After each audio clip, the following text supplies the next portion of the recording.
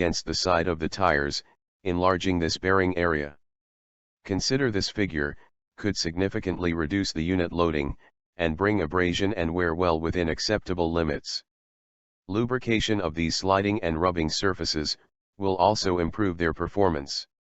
Graphite, molybdenum, copper, aluminum, and other solid lubricating materials are appropriate for this application. There are a variety of compounds specifically formulated for this application available.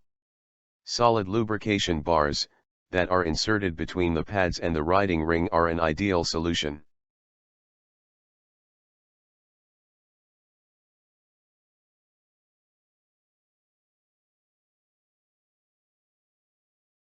We follow together, how can differential axial shell deflection be corrected?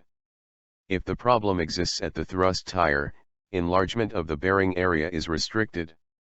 In this case, sacrificial elements, such as